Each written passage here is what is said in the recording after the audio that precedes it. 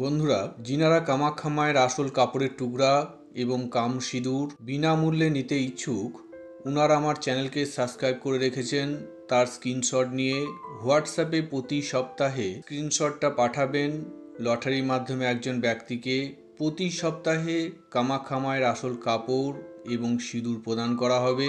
কামাখ্যা মায়ের অরিজিনাল কাপড়ের টুকরা এবং কাম সিঁদুর দিয়ে বিভিন্ন ধরনের বশীকরণ, ব্যবসা এবং চাকরিতে উন্নতি করার উপায়গুলো বিজয়ী ব্যক্তিকে আমি ওনার হোয়াটসঅ্যাপের মাধ্যমে ওনাকে শিখিয়ে দেব। এই সপ্তাহের বিজয়ী ব্যক্তি হলেন ভারতের পশ্চিমবঙ্গের কলকাতা বৈষ্ণবঘাটা পাটুলি থেকে কুন্তল চৌধুরী। আজকের ভিডিওতে আপনাদেরকে শেখাবো খুব সহজ সরলভাবে নিজের শ্বশুর এবং শাশুড়িকে সারাটা জীবনের জন্য কিভাবে আপনি বশীকরণ করবেন তার উপায়। তবে খেয়াল রাখবেন, বশীকরণটা যদি একবার হয়ে যায় তাহলে এটার কারো পক্ষে কাটানো সম্ভব হবে না। সুতরাং ভেবে চিন্তেই বশীকরণের কাজটা করবেন।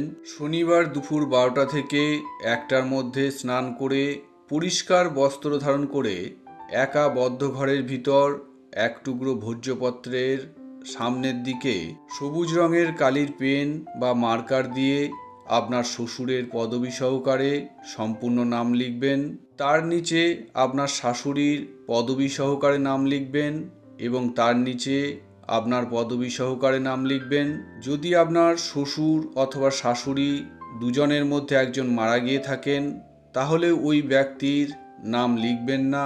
আপনি যদি মহিলা হয়ে থাকেন আপনার নামের সাথে এবং আপনার শাশুড়ির নামের সাথে বিয়ের আগের অথবা বিয়ের পরের যে কোনো একটা পদবি লিখলেই হবে।